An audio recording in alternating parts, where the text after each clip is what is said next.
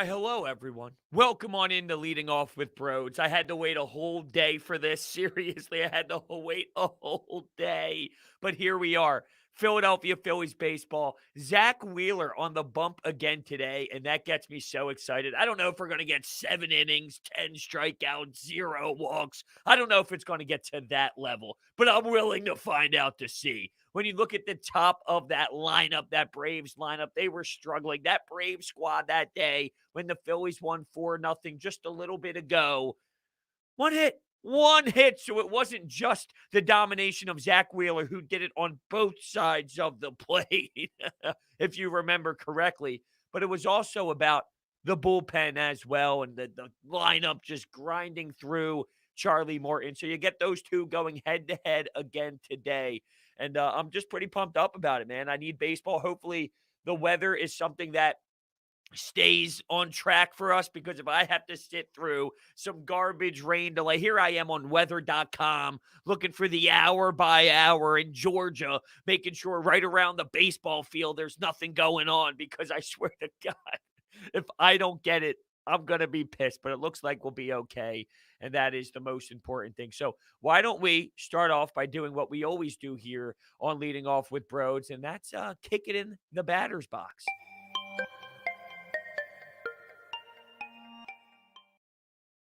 All right, so here we are, Charlie Morton versus Zack Wheeler. And when you look at what happened last game, 7 innings, 10 Ks, 0 walks, Acuna Jr. goes 0 for 3 against Zack Wheeler. Ozzie Albies goes 0 for 3 against Zack Wheeler. Freddie Freeman goes 0 for 3 against Zack Wheeler. Then here's Ozuna going 0 for 3 with all strikeouts swinging. So do I think it's going to be to that level once again? Probably not. You got to put in consideration that this Braves team now has played more games. And when it's the first series of the season, everyone's a little bit all out of whack and your emotions are high and you're trying to battle the excitement of the season starting with being prepared the right way, not only mentally in the box, but also just physically and seeing the pitches. He was gunning one hundo. I mean, you saw, I literally put up a gift today of him blowing 100 triple digits right by Acuna Jr., and he couldn't even smell it. Okay.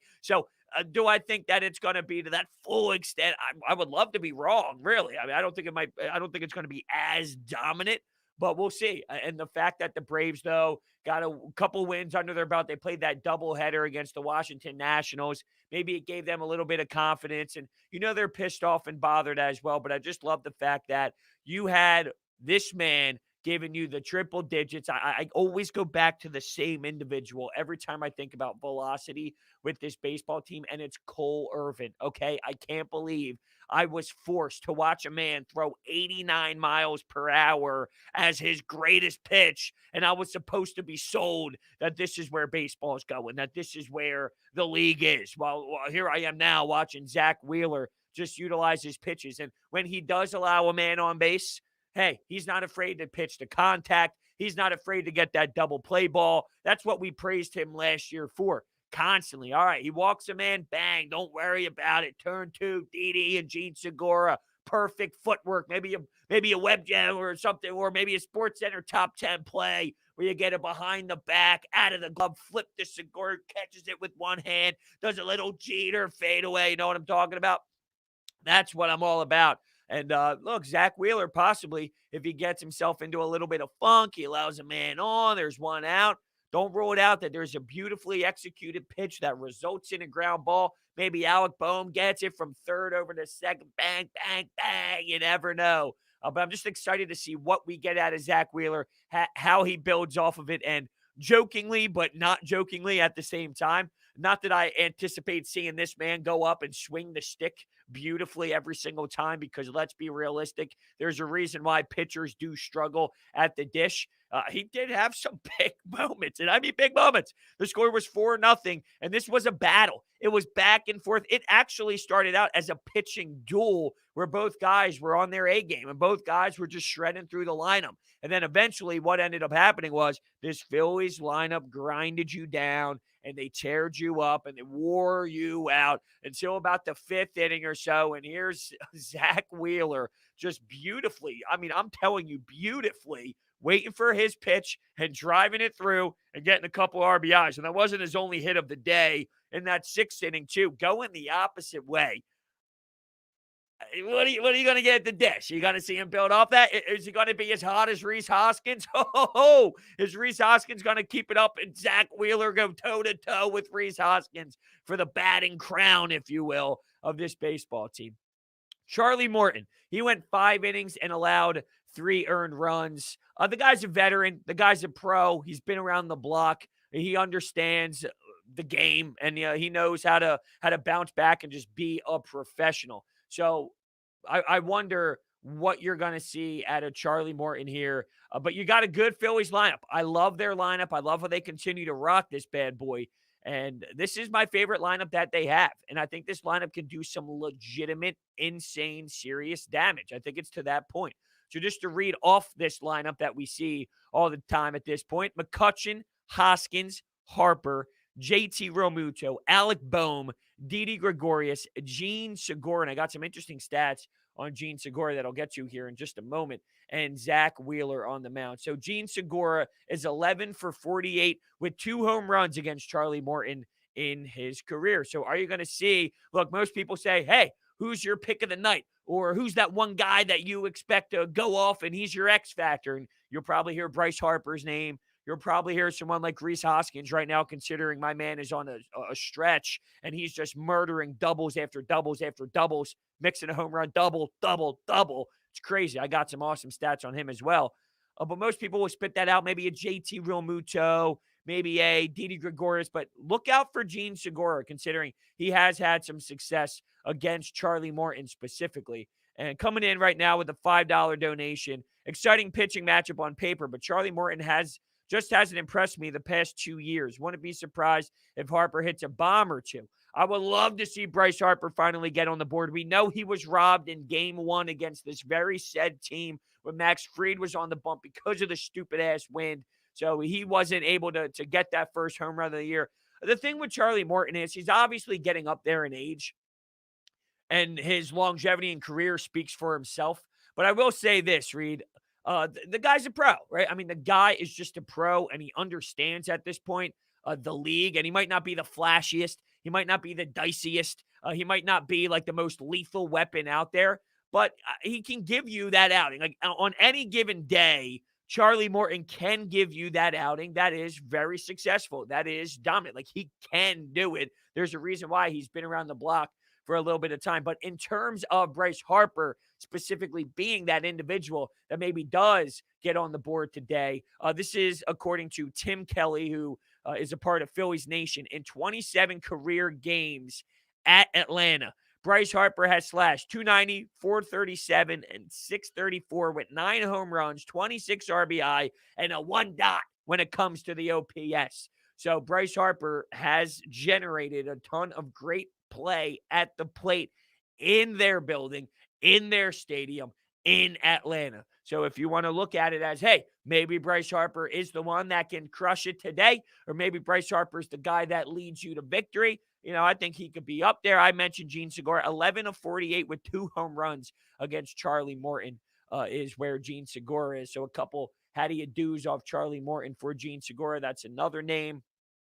But yeah, I mean, look, Bryce Harper has been able to generate some solid success there in Atlanta. So something to just kind of look at there for sure. It is a good pitching matchup. I'm excited for this pitching. Do I want to see how they kind of approach it, considering they've already went head-to-head in very recent time. And that really does also relate to the second batter in the batter spot.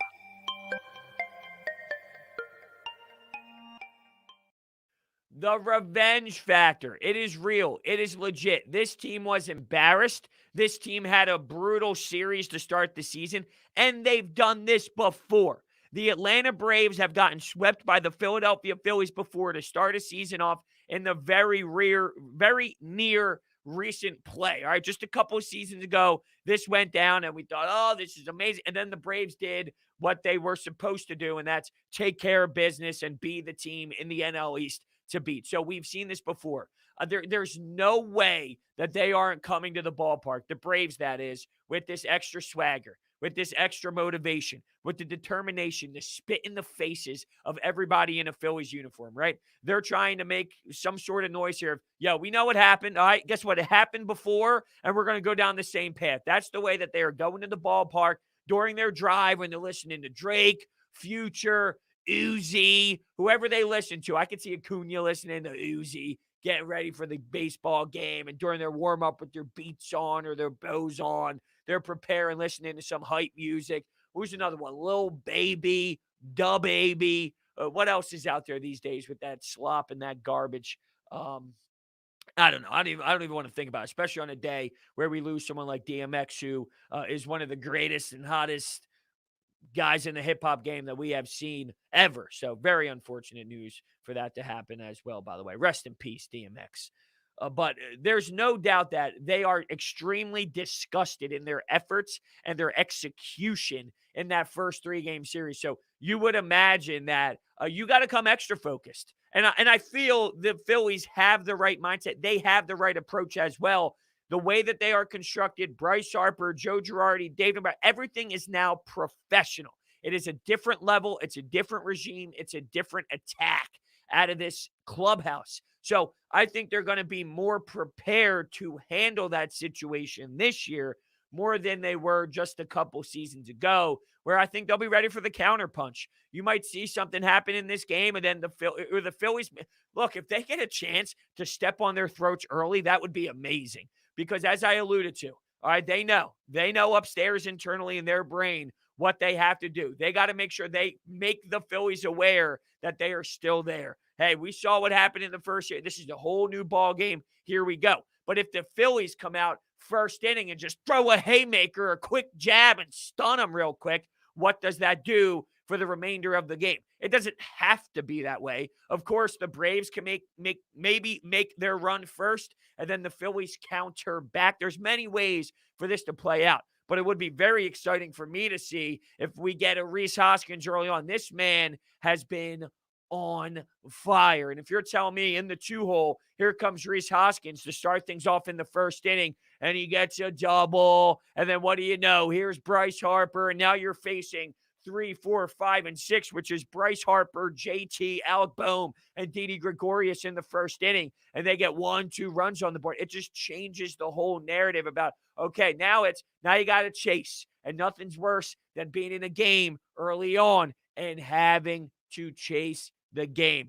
Having it in front of you, like, God damn it, already we got to battle back this way. This isn't how it was supposed to go. I want to see how the first couple innings align for this Philly squad, just because I think it's huge. I think it is monstrous to kind of hit him with that right hook, to kind of hit him with that jab. For doing UFC, maybe you just keep attacking the legs, kick the legs, kick the legs, kick the legs until it gets super sore. And then you realize when they plant the foot, you can't get the same power anymore. You just keep kicking the damn legs. Something like that out of this Philly squad. So the revenge factor is obviously something that is going to be strong for sure. I just want to make sure I didn't miss any donations. We will get to the comment section, by the way. That is part of the batter's box. If you are new here on Leading Off with Brodes, I like to open up with a little bit of our batter's box and go through a couple hot topics. And then the last batter in the batter's box will just be opening up the floodgates for the comment section, just having some fun back and forth. But we do have a $5 donation coming in here from Corey Doyle. Feels like it might be a high-scoring series. Acuna's getting red hot. I smell revenge for us. Ooh, so we got a Braves fan in the mix. Boo! Boo! How dare I boo someone who is very, I'm just, oh my God, I'm an asshole. Here I am starting a boo chant for an individual who's supporting the show, and I appreciate you so much for all the support. That was a love boo. That wasn't a disrespect boo. That was a thank you so much. I appreciate it.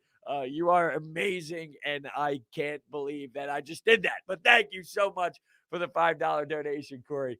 That's amazing. Yeah, I think this is going to be a good one. I do. I think this is going to be, I don't think it's going to be a sweep by any means for any of these teams. It's going to play out your 2-1 type of series, and we'll see which team wants it more. What team wants it more? I think it would be huge, though. I mean, I really do think it would be amazing for this Phillies team to start out this season if they go 3-0 against the Braves, 2-1 against the Mets, and 2-1 against the Braves. I was stressing it for the first 4 weeks leading into this season. I mean, the season wasn't even close yet. It was a month away. My nuts were just tickling because I knew baseball was coming. I could just feel it. It was like, oh, the goosebumps. It would go through my nuts all the way through. I was so pumped up. And all I thought about was, damn, this start to the season could be brutal. It could dictate the flow of what's going to happen.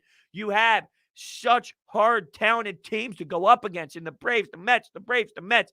You got to come out guns blazing. And if you tell me they sweep the first series and win the next two, probably a way better than I ever would have thought, for real. Way better than I ever would have thought. Oh, we got a $5 donation coming in from Eric Robinson. Let's go, Phils. Thanks, Robbie. I'm sure you're just waiting for this Phillies game since, 2 weeks ago? You're like, ooh, Phils. Phils Braves? Oh, Charlie Morton versus a little Zack Wheeler. I'm sure you had this one written down on your calendar. Thank you so much for the $5 super chat. I really appreciate it. We got $5 coming in from Joe. Would you change your favorite team to the Cardinals for $10 million? Yeah. Yes. Yes, absolutely. I know we talk about how tough we are and we love our teams and I'll do anything for my team. I die for my team. Yeah, yes, I would trade teams for $10 million. Yes. And if there's someone out there that says, no, or, oh, I would never do anything like that, then you're a loser. You're an idiot is what you are. You're an idiot.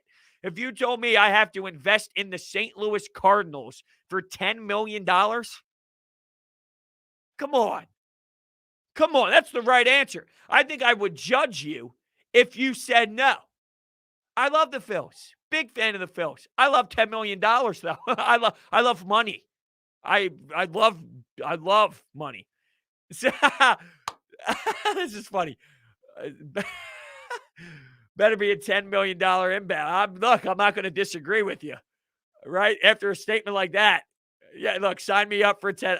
Put your money where your mouth is. No, we don't have to actually put your money where your mouth is, of course. But I respect the support here. Now, Reed comes in and goes $500,000 for the New York Mets. $500K is still a shit ton of money. In the world of hypotheticals, though, $500K isn't $10 million. So in this fake world, in this fake hypothetical that we're going along with here, I'll say no to the New York Mets. How about that? I'll go no for the New York Mets.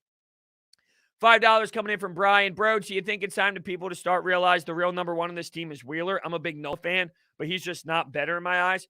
All right, so I like that you brought this up because I saw some people tweeting about it today, and I've always been a real big fan of that conversation because it's debatable and it's fun to go back and forth. You can counter one another. Just the whole Aaron Nola one, Aaron Nola ace concept.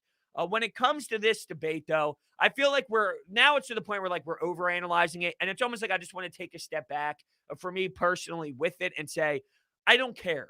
What you have now is a phenomenal pitcher in Zack Wheeler and a phenomenal pitcher in Aaron Nola. When you look at this division, outside of Jacob deGrom and outside of Max Scherzer, who got lit up by this very Braves team, is there a pitcher in this division that scares you more than those two guys? So you know what? I don't care who's number one. I don't care if you're an ace. I don't care if you're not an ace. I like these two guys, and I'm ready to rock with these two guys. Would it be better to have someone in front of both of them, and then you're even significantly deeper? Absolutely. I mean, that would be amazing. That would just be nuts if you can have that kind of concept there. But here's what I do know. I feel like we stress and focus ourselves so much on this guy is an ace, this guy's not an ace, this guy's this, and that guy's that. And I took part of it. I was one of those guys that did it for a while, and I just think, you know what? I'm going to just put that on hold. I'm going to put that on rest. I'm going to stop that nonsense. I'm done with it. I don't need to do it anymore. That's me personally. So I understand where you're coming from, but I just think maybe we should put it to rest. Maybe we should stop with that whole conversation to say we have two guys that we can appreciate. I would take both of those guys over every starter that the Braves have, right? And I'm a huge fan of Ian Anderson. I'm a huge fan of Max Fried. I'm a big fan of those guys. I'm taking Nolan Wheeler every day. So instead of us internally fighting about, well, this guy's better than him, and you know what? I don't care anymore. I don't care anymore. That's the way I'm going to approach it. But I do think we waste our time with that. And I'll admit, I wasted my time on it for a long, long period of time. But it's time to now make that change. Thank you so much for the $5 donation. All right, so why don't we head back on over to the batter's box?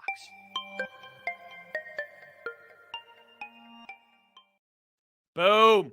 Rhys Hoskins. I need a fat swig of this Pepsi, by the way. I hit a wall. Normally I go coffee around this time, but I was like, you know what? I'll go coffee later tonight. I'll go Pepsi right now. There's nothing better. Nothing better than a nice Pepsi. All right. So, with Rhys Hoskins, he's got 6 doubles on the season. He's hitting .417.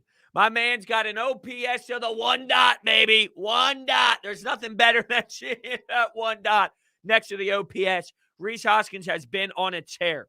He has a double in every game this season except for the 2-1 victory. So every game except for one. He's got a run scored in every game except for one. He's got a hit in every game. And in some of those occasions, 2 hits or 3 hits. All right, so this is what I take out of that. When this man's getting on base and when this man's scorching the way that he is, he's coming around to score. Like, if he's getting those hits and he's getting that double and he's getting on second base with Bryce, JT, Bohm, and Didi, you're going to find a way to get him across the board. Rhys Hoskins is a killer right now, and he goes through his ups and downs. There are big valleys involved with the Rhys Hoskins experience. There's no denying that. So for as amazing as this is, you know, in the 162, there's probably going to be a stretch where he looks overwhelmed and he's swinging through stuff, but that doesn't matter. I feel like I don't want to waste my time on that now. We know it'll eventually happen. That's baseball in general. That's why it's such a long season and it's a grind, and you can only put so much stock into certain things. It all works itself out, right? I mean, at the end of the day, you'll get your Rhys Hoskins average that you anticipated in the beginning of the season. If you write out all these players, right, for the most part, there's some guys that are outliers, but if you told me Rhys Hoskins is going to bat 250, give you 30 home runs, walk 100 times, give me X amount of RBI, you'll get that. No matter if it's because the first 4 months were amazing and then the backstretch was bad, or the backstretch was phenomenal and the early stages were weak. Somehow, some way, you will get those averages that you thought Rhys Hoskins was going to get. Right now, though, he has found a groove, and I am just stunned in myself. I look myself in the mirror and I go, Brodes, you were an idiot. You were going too far. You hated that 2-hole for too long. And I did. I hated it for too long. I couldn't be a bigger fan of this lineup right now. And it starts with Rhys. I think right now, the way that this team is playing right now and this little nice early run to start the season at 5-1 through 6 games, when you analyze it, it starts with Rhys. Because look, pitchers, you got to pitch to Rhys Hoskins. Because if you don't, and you get him on board, guess what? Guess who's coming up? Bryce Harper. And guess who's coming up? JT. And guess who's coming up? Boom. And guess who's coming up? Didi. And guess who's coming up? Segura. And then you can have some breathing room with Adam Asley a little bit. And then bang, you're right back at the top with Kutch. And then Rhys Hoskins again. Well, of course, Zack Wheeler. But guess what? He can swing the sticks. And you know that he can produce offensively as well. So just the Rhys Hoskins effect of this team, when he gets going, I think this team is going to be flashy. When he gets on base, and if he's going to hit doubles into the gap, and if he's going to give you that launch angle where the ball is crushed and you go, oh, shit. When you get that type of reaction when you follow the bat and you hear Tom McCarthy on the call and his voice gets a little loud and then Kruk tries to overtalk on top of him, and then you don't know what's going on because Kruk is talking over him during a call. It's like, all right, well, whoa, Rhys. He's got a powerful bat, and it truly does impact this team significantly. So Rhys Hoskins is going to be something to seriously look forward to. So as we continue to move on here, one last time, we'll go to the batter's box and open it up to your comments and thoughts.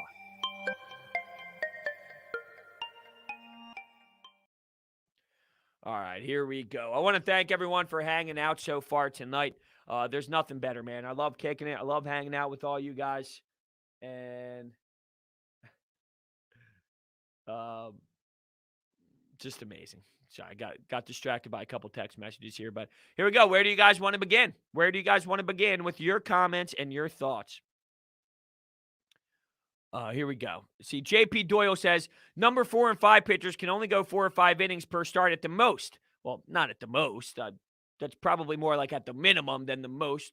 But Phillies have no reliable long relievers. Not sustainable. Going to wind up burning through the bullpen. Here's what I'll say about that. I'm not discrediting your thought process, and I'm not saying that is an impossible thing to occur or it's unrealistic, because it is realistic to have a bullpen burnout. You saw that happen with the Tampa Bay Rays last year. Now, a little different because the way that they utilized their analytics and they worked with their pitching staff and all that, it's a totally different scenario.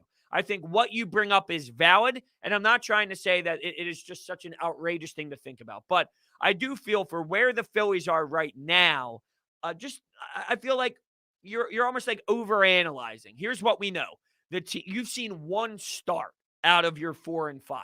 You've seen one start. If Matt Moore gives you 6 next game, gives you 6, 1 earned run, 4 strikeouts, and a walk, and it's like, okay, that's like way more reasonable than 3 1/3. My problem with it is, while it wasn't a great start for Matt Moore and Chase Anderson giving you 5, that was fine. What Chase Anderson gave you was fine. It was more about when he came up in the lineup to bat. You made a switch then because of what the circumstances was and whatnot. If you're in a different spot in the order at his point, would he go an extra inning? Would there be a different circumstance? Maybe it would have. But with one start for each of those, it's not a big enough sample size. Not that I'm telling you I believe in them heavily, but with the way that they're playing right now, I don't know how that comes to mind right now. There's so much time to make a move, to get bullpen help, to make a trade, to utilize guys on the taxi squad. We talk about not having a lefty except for Jose Alvarado, bringing up JoJo Romero. There's just so much that can happen. To say that this is all going to fade and this team is going to be a joke when this all fades because of this scenario, I think is just a little bit too much and too strong for my liking right now as we stand. Philly fan from South Dakota chimes in with the $2 donation. Want to see another boom bomb. Let's go, Phillies. Me too. The extension on that swing, I can't stop stressing it enough. When you look at how beautiful that swing was and everything from the follow through the hips, just the definition of a beautiful swing is Alec Boehm in that situation. So, I mean, I would advise to go back and just check it all out because it gets me going. It gives, hey, we'll stop there. But it's amazing for sure. A lot of Braves fans in here, by the way, and thank you for coming in. I appreciate that. I like talking to the opposition for sure. Do I see Scotty ever being a factor in this lineup? Probably not. I look, Gene Segura's playing well. Didi, Alec, but where is he fitting? Center field? He'd have to make a significant jump to outbeat Adam Hazley right now, and he's not even a center fielder. That's just him looking for a spot to try and find somewhere. I don't know where he fits right now because Segura is fine in the 7th spot. What you have out of Gene Segura in the 7th hole is fine, and I'll take that any day of the week over Scott Kingery. Where would Scott Kingery fit? I just don't think that there is a possible spot for him right now, and it's very unfortunate for him, but it is what it is. Re-signing Wheeler. We signed Zack Wheeler for quite some time. We got that under lock for sure. Will we see Moniak or Odubel replace Quinn? I mean, Quinn's never going to start. It just depends on how they value his pinch running. I'm not saying it's the right thing to do, but something tells me they're going to over and over and over again try and convince you that he has to be here just because he's fast. Oh, but he's got game-changing speed, and he can do this, and he can do that, and because he's got the speed, you can put him here and that. They're going to try and sell to you every single different way that Roman Quinn needs to be on this team. And then when he does do one thing well, they will tell you, well, did you see Roman Quinn's speed? Did you see how he stole 2nd and then stole 3rd? Did you see him strike out how many times? I hate doing this, but I'm going to bring it right back up. I hate looking at his stats. It makes me throw up in my mouth. But yeah, I did see him steal 2nd base. Why? He got hit by a damn pitch. Did you see his 0 batting average? Because in his 9 at-bats, he's got 7 strikeouts. Did you see that? everyone involved in the Phillies organization. Did you see 9 at-bats, 7 strikeouts? Do you see a 0 batting average? Now, 9 at-bats is 9 at-bats. It's not 100 at-bats and he's batting 0. You can get through, but he stinks. And we know he stinks. We know he can't actually make contact with the ball that makes sense. Like he's not good. He's not good.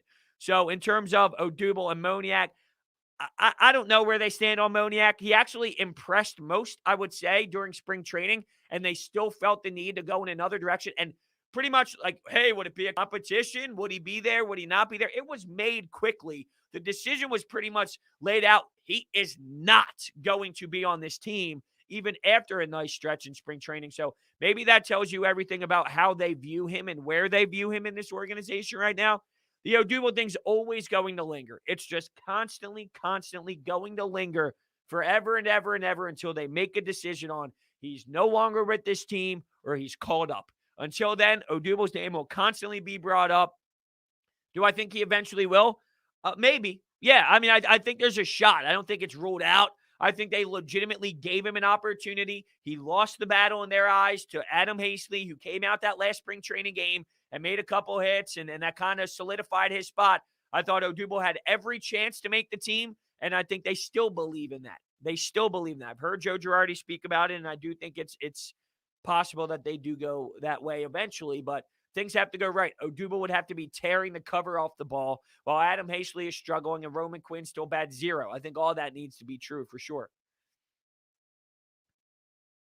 Ooh, right here. I feel Wheeler gives up 3 in the first. Just a feeling. Going to be all out war on the mound with these lineups. Why do we have to? No, 3? 3? No, we can't feel that way.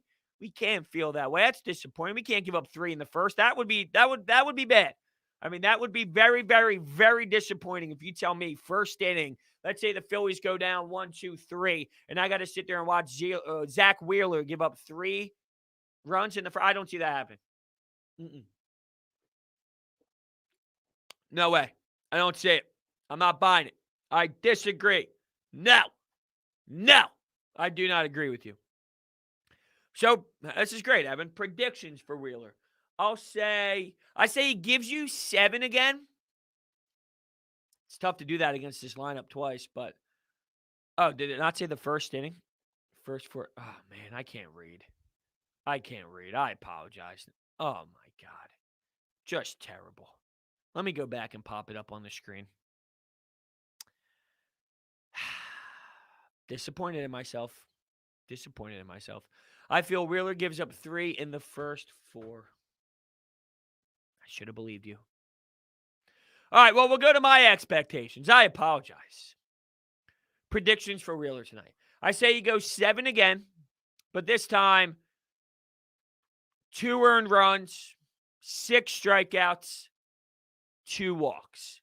7 innings, 2 earned runs, 6 strikeouts, 2 walks. Another solid day at the office, but not as strong as the 7 innings we got last time. 10 Ks, 0 walks. Just talk about command. Talk about just all of the usage of the pitch. Talk about velocity. I mean, this guy's just giving me triple dig. When I see triple dig in a Phillies uniform, I just don't know how to handle myself. I just start shaking. It's like, what is going on here? It's like an outer body experience because I just never see it. It's just not the Matt Klentak era. So making that transition into a little bit of, 2021 baseball, it's hard for me.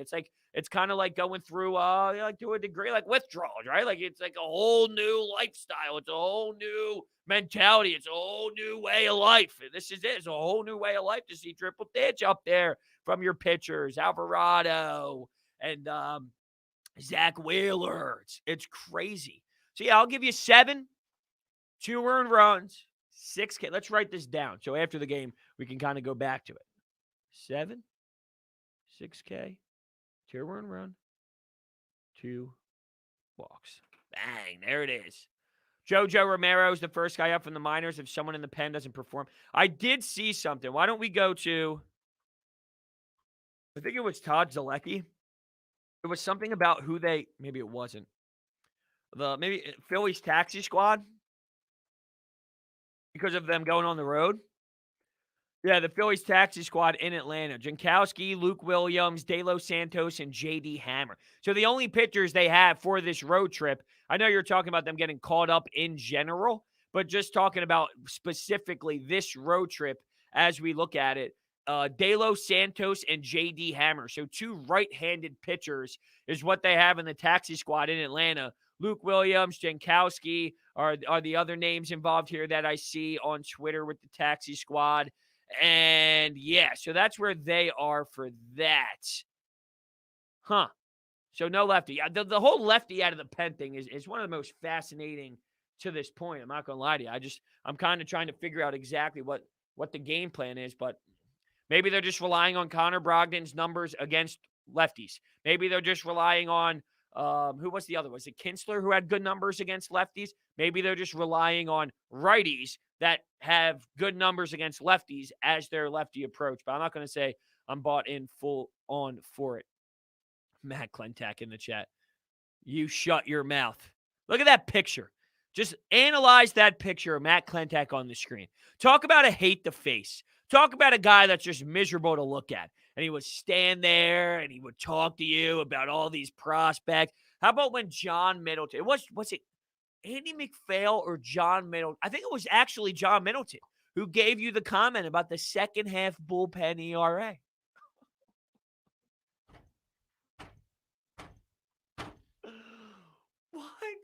What? What were you saying to me? How did you actually allow those words to come out of your mouth? How do you do that? Do you think we're dumb? Do you think we're stupid? You're going to sell us what? You're trying to tell me what about our second half bullpen ERA? Oh, it was such a joke. Let's look for the actual quote. John Middleton, second half bullpen ERA. Let's look for the actual quote that went down. John Middleton said he's made big decisions, and he cited the bullpen's ERA. Okay, here you go. Hold on. We got to get this quote. This was 2019, though. Oh, man. The primary takeaway from the 57-minute press conference. Whew. Middleton's unofficial time for the answer was 11 minutes. That's right. I remember that. He went on this crazy 11-minute dialogue opening thing. All right, where's on Kapler fired? Good look, Andy. Bad look, Andy. This is an article on Crossing Broad. Pretty funny. That's when he said, "If we don't, we don't." I mean, I feel like I'm just so. I hate this feeling. I hate this feeling.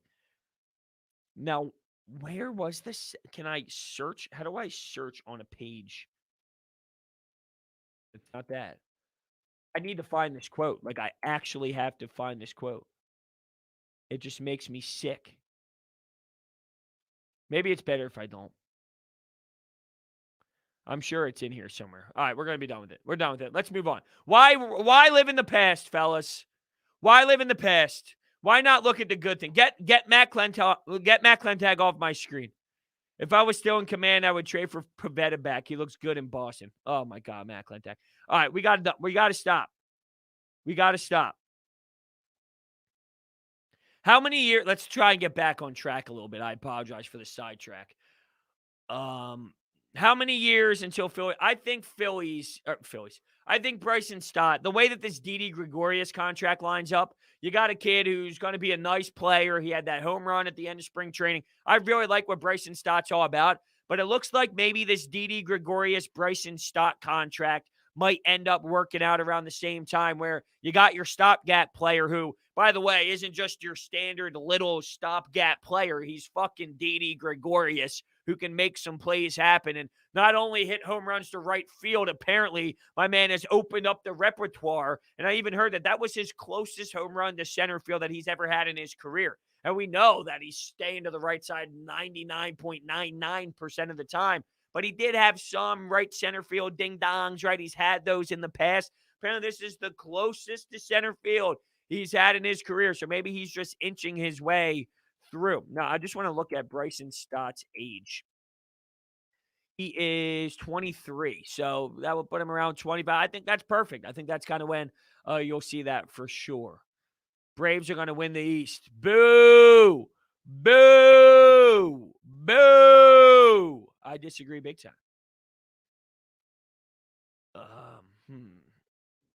Wheeler is going to be a Cy Young candidate this year. When Jacob deGrom's in your division, though, good luck, man. You know what I mean? When Jacob deGrom is pitching the way that he's pitching, he's unhittable. He might be one of the best pitchers we've seen in decades. I mean, he's that special. The problem is he plays on a Mets team that's just dysfunctional. If he was on the Dodgers, if he was on the Yankees, I mean, he's in the New York market, and he still doesn't get enough recognition that he deserves. Jacob deGrom might be one of the filthiest pitchers we have seen in the last 50, 60 years of pitching, if not even more. That's how gross his stuff is. And when he's in your, when he's in your league, it's going to be hard to think about any sort of Cy Young stuff for sure.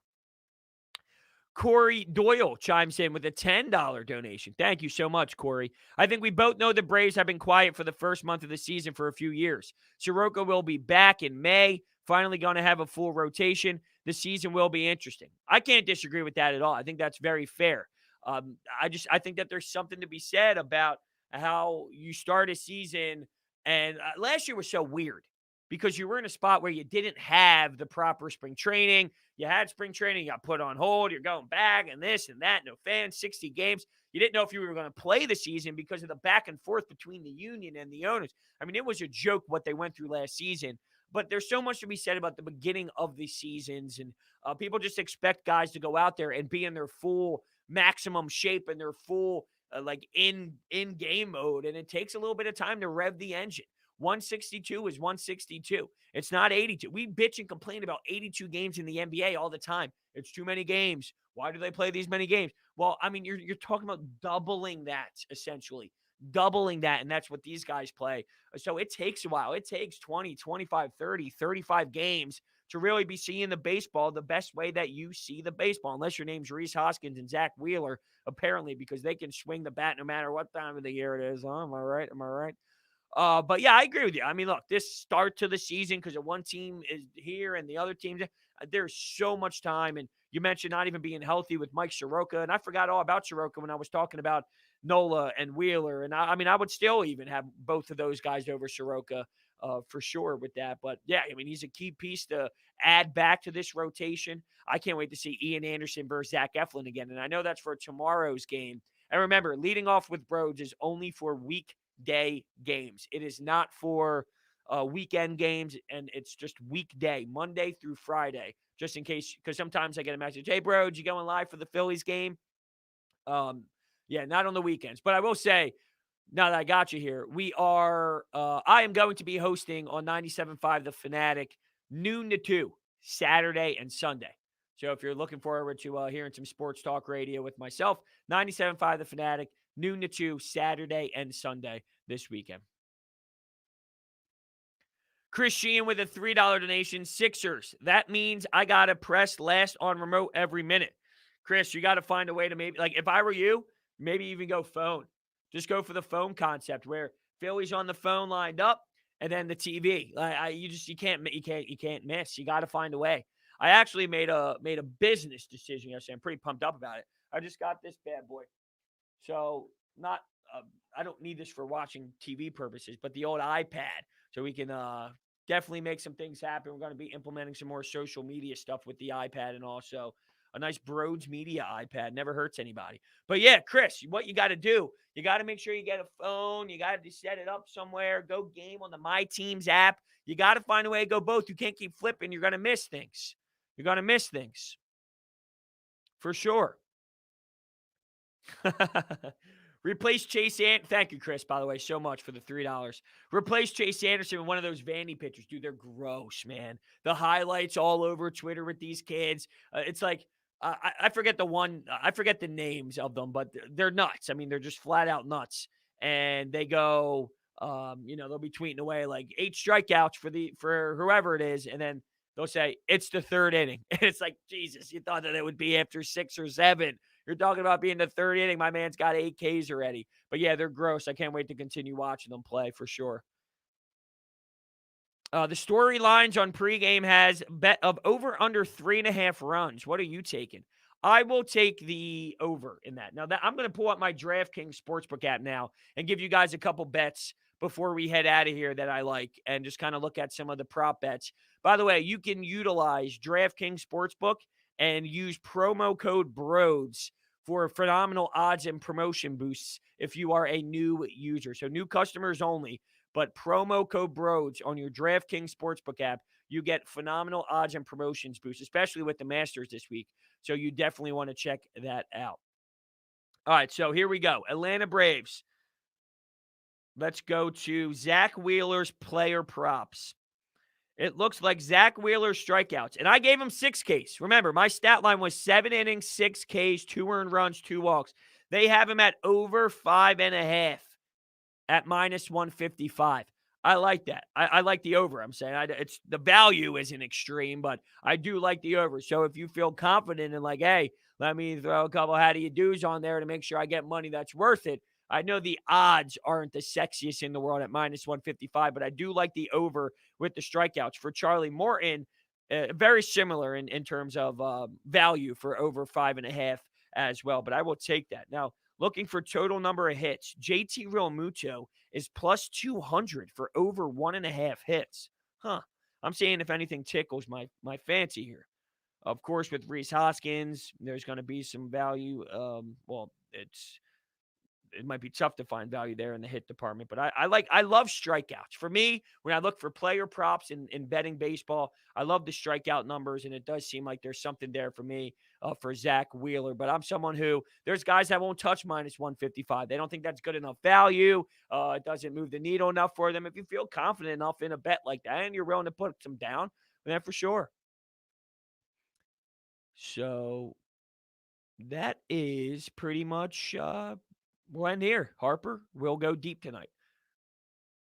Let's look at that for 1 second. We'll end on the actual odds for Bryce Harper to hit a home run. Plus 350, yes. So if you feel like Bryce Harper is going to be able to do that May Day, you can on DraftKings get Bryce Harper to hit a dinger at plus 350. Nose minus 530. So the odds are there for you. I want to thank everyone for hanging out today and leading off with Brodes. Let's look at this guy. I think they don't have any days off until the 22nd or something like that. It's the next time they have a day off. So here's my calendar with all the games on it and my life, which is way too much, and it's overwhelming to look at. All right. Yeah, Monday. Monday at 6 will be the next time that we get leading off with Brodes. So thank you guys so much for hanging out with me today. A few things before we head out. Make sure on Twitter you follow me at Brodes81. Get in on the Bryce Harper giveaway. We're giving away an awesome Bryce Harper t-shirt. Not your traditional t-shirt, your player tee. It's got Flo and a beard on it with Bryce Harper, Phillies logo, his number. It's really cool. Go check it out. Brodes81, pinned to the top of the profile. Also, at Brodes Media is my Brodes Media account that I'm implementing. Go make sure you follow that. There's going to be a ton of fun videos out there, great information. It'll keep you updated on some things. So check that out as well. And what else did I want to inform you on? Is that it? Yeah, that might have been it. Thank you guys so much. Oh, tonight, Phillies post-game show, Sixers post-game show. That's where we're at things. Thank you all, and I will catch you guys later on.